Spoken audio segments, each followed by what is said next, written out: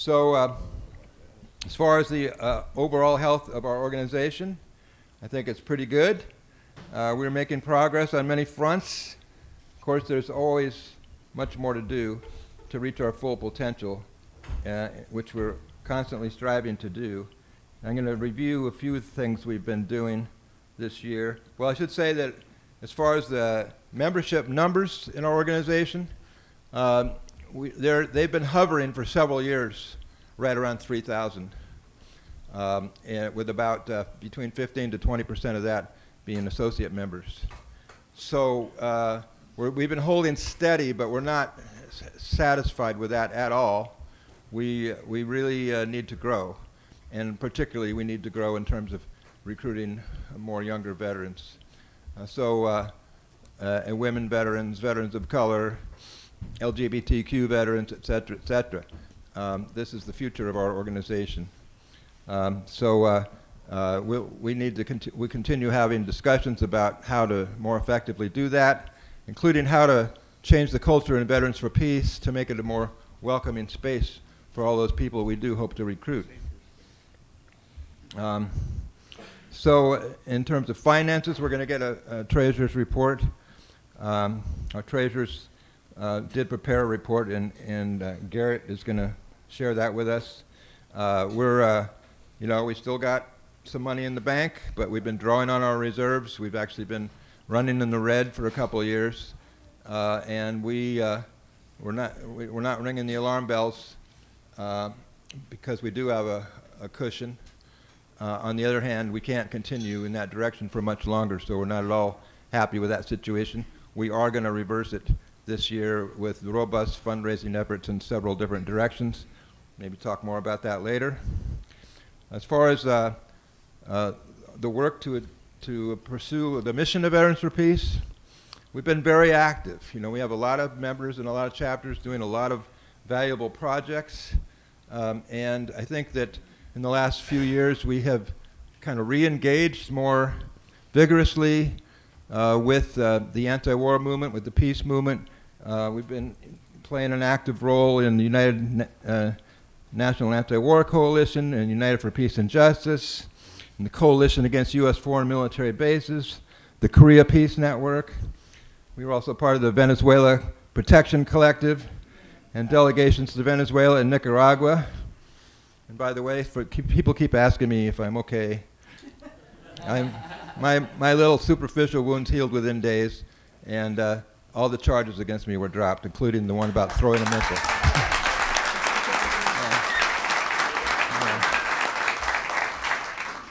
So plus, it's really interesting that picture of my bloodied face when a lot of people saw that, actually around the world, even though it was just going on social media, not in the mainstream media. But, pardon? It got mainstream press, just not mainstream U.S. press. Oh, okay. I didn't know that. Well, at any rate, a lot of VFP members got pissed off, and one of the ways they expressed their anger was to immediately send unsolicited $5,000 worth of donations into Veterans for Peace. So if you see my face bloodied again, you better be a little suspicious about it. So at any rate, I talked. We have been active in many different anti-war initiatives and mobilizations, and people love it when VFP shows up. I mean, they really want us to endorse these actions. They want us to mobilize our members. They want us to have a visible presence. They're always extremely pleased when we show up. But I would suggest that they're also looking for more leadership from Veterans for Peace. We tend to, as far as the peace movement goes, this is my editorializing here, my opinion, but we tend to follow a lot. We tend to show up, but we have potential to provide more leadership in the peace movement and take particular initiatives that we can and then invite the rest of the peace movement to follow our lead and to join in with us. So we'll think about that and look at that as time goes on, those kind of opportunities for VFP to step up in more of a leadership role in opposing U.S. intervention around the globe. We are in many ways, but I just think we could do more. We have the potential to do a lot more. what else happened this year? Well, we got the Golden Rule Peace Boat. We've all heard this. Finally made it to Hawaii. And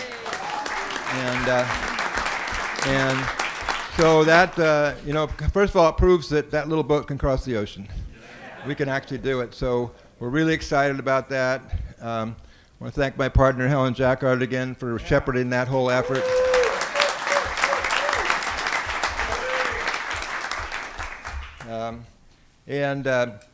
A lot of the chapters have donated, and some make regular monthly donations, like San Diego, Tucson, and the Humboldt Bay chapter has made incredible contributions over the years and continues to do so. So it's been a project that's been embraced by a lot of people. We're going to be sailing around in Hawaii for 4 months, having lots of events on all the different islands. And we got off to a good start there. And we arrived in Hilo. When I say we, I didn't sail the boat. I flew. It was a much shorter trip. Not as much fun, though. But when the boat arrived in Hilo, it was right about the time, just after the big indigenous Hawaiian-led protests were taking off at Mauna Kea, which is right near Hilo. So we were invited up to meet with the elders, and we presented the VFP flag and a very strong statement that the staff and board worked on to a statement of solidarity with the elders in their struggle to protect their sacred land and their sacred lives and their sacred culture. So that's a very important connection. And of course, I think you all know that Ruth Alua is here to speak to us tonight. Is that tonight? Yes. Tonight at the banquet, she'll be our keynote speaker. And she'll tell us a lot more about that struggle. Question, Gerry. Question. On the trip over, was that filmed? Did they have a documentary following the crew? We didn't have a filming boat following the crew, and they didn't do too much filming, frankly, but they took pictures and we documented. They gave us a daily log, showed us the fish they caught, They said it was mostly boring. 20 days crossing the ocean. So I'm going to get off here in a minute. I just want to mention a couple other things that are happening in VFP that are good things, and obviously there's a lot of things I'm not going to be mentioning. And one of the projects that's really taken off and been embraced by a lot of members in a lot of chapters is the whole effort to save the VA. And I want to give a big applause to those who've taken the leadership on that.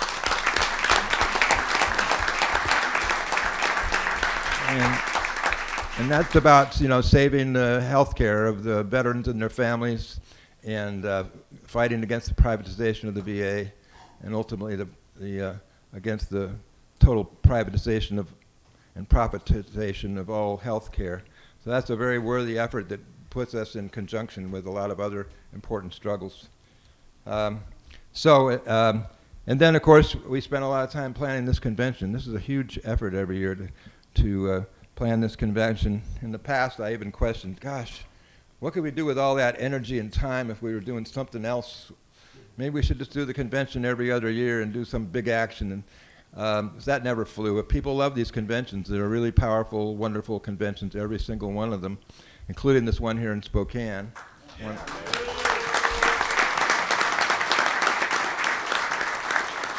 So this is a major annual accomplishment to bring all of these wonderful people together and to share and to strategize and energize the tribe for more struggle. So, and then finally, I'll say another thing we've been working on. At last year's convention, we presented the Code of Conduct, and we had a good discussion about it at the business meeting. It was very well received and approved, and we continue to develop that. We continue to struggle around that. We've spent a lot of time on the board talking about how do we hold members accountable, when there's serious violations, and so that's something that there's been some buzz going around about. So we'll be hearing more about that later.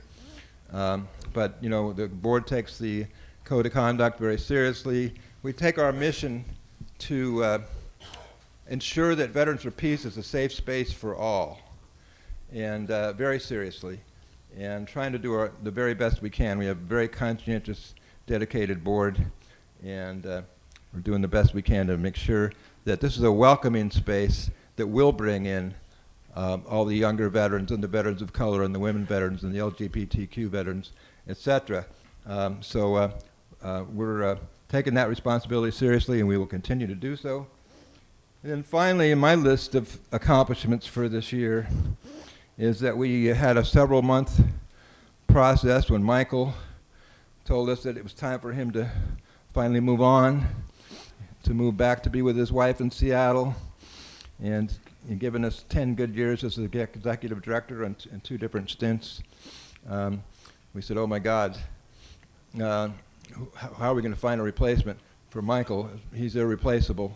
But we did a really good job search. We had quite a good process, and we ended up with a wonderful, wonderful new executive director, Garrett Rappenhagen. I'm going to turn it back over to him.